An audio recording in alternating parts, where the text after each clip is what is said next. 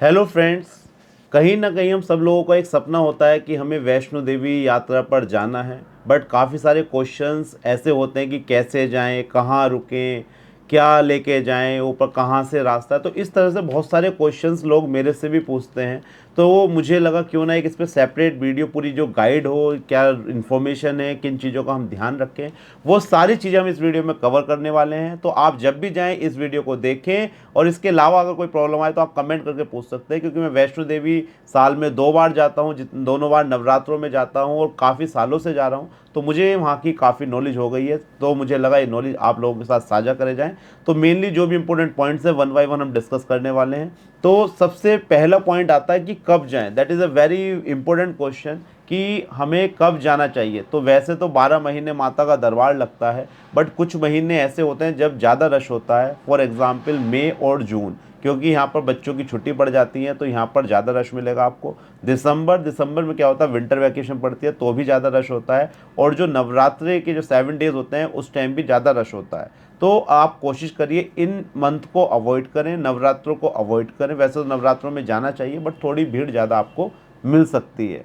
तो इन मंथ के अलावा आप कभी भी जा सकते हैं। फरवरी में बहुत कम ठंड होती है, बहुत कम भीड़ होती है।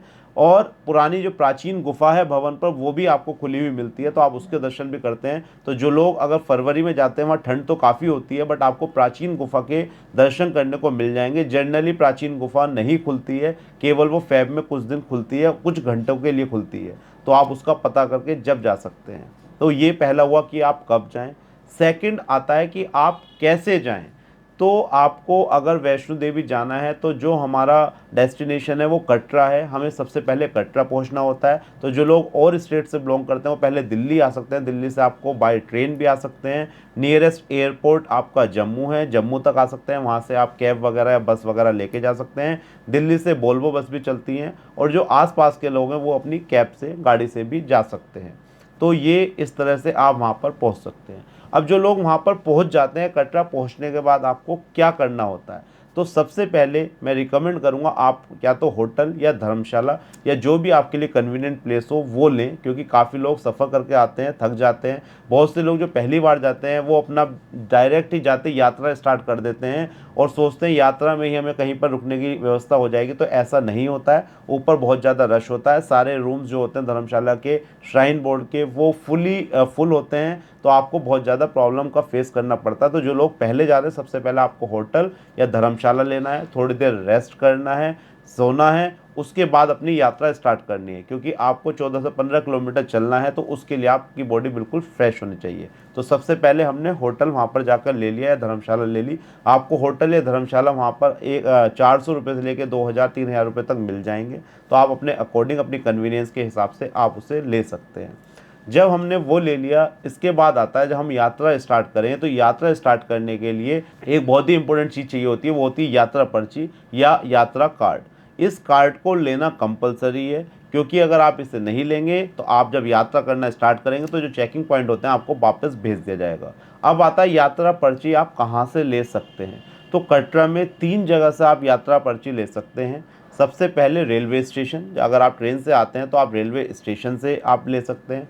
सेकंड, बस स्टैंड से ले सकते हैं। थर्ड आता है ताराकोटी मार्ग, जो नया मार्ग स्टार्ट हुआ है नीचे से, वहाँ से आप ले सकते हैं। मैंने यात्रा पर्ची की टाइमिंग स्क्रीन पर शेयर कर दी हैं। इन टाइमिंग्स को आप देख लीजिए, इस टाइमिंग के बीच में ही आप अपनी यात्रा पर्ची लें। तो आपने होटल ले लिया है, इसके बाद आपने यात्रा पर्ची ले ली है। अब आता है मोस्ट इम्पोर्टेंट क्वेश्चन कि हम अपनी यात्रा कहाँ से स्टार्ट करें। तो कटरा से 2 मार्ग हैं भवन पर जाने के लिए। एक है पुराना मार्ग जो जाता है बाणगंगा के होते हुए। पुराना मार्ग में क्या है, आप चरण पादुका के दर्शन करेंगे, बाणगंगा के दर्शन करेंगे, और आप घोड़ों से भी जा सकते हैं पुराने मार्ग में।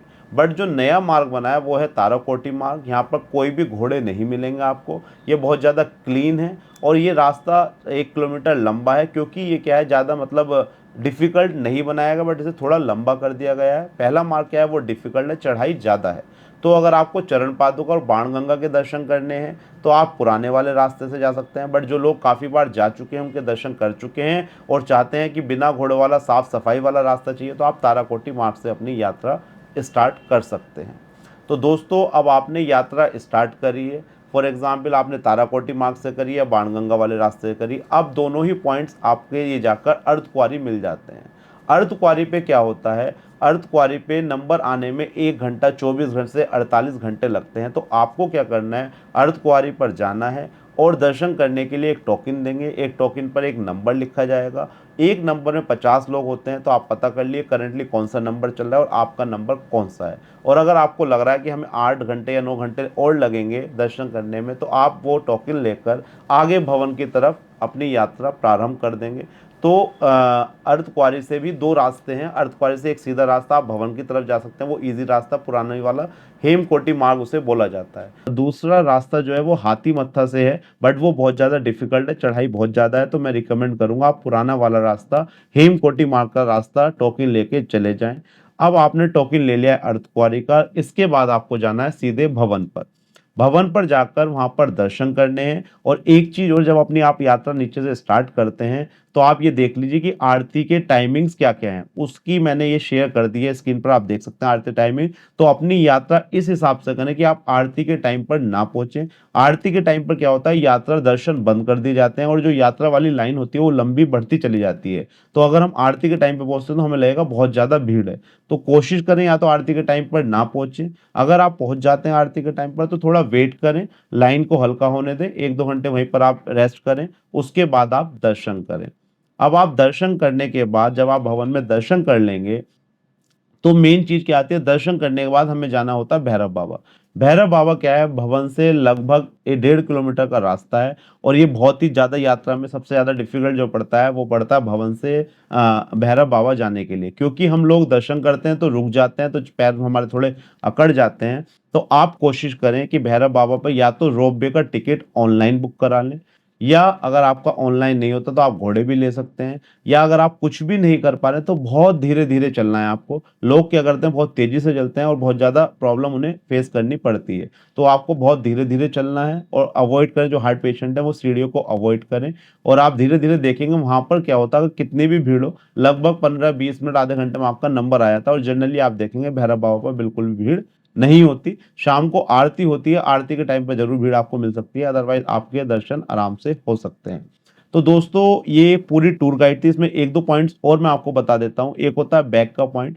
काफी लोग कंफ्यूज होते हैं कि हम कटरा से जब यात्रा करें तो क्या लेके जाएं। काफी लोग बहुत बड़े बड़े ब्रीफ केस ले जाते हैं वहां पर, तो आपको इतना कैरी करने की जरूरत नहीं है। अगर आप नहाना चाहते हैं, नहा के दर्शन करना चाहते हैं, तो एक जोड़ी आप अपने कपड़े लेके जा सकते हैं। 2-3 लोग अगर साथ में जा रहे हैं तो एक ही बैग कैरी करें, उसी में सबके कपड़े डाल लें और चेंज करके, कभी किसी ने बैग ले लिया कभी किसी ने, क्योंकि वो बैग भी आपके लिए काफी भारी हो जाएगा जब आप यात्रा करेंगे। और अगर आप नहाना नहीं चाहते तो आप बिना बैग के या छोटा सा बैग जिसमें आप पावर बैंक और चार्जर वगैरह कैरी करके जा सकते हैं।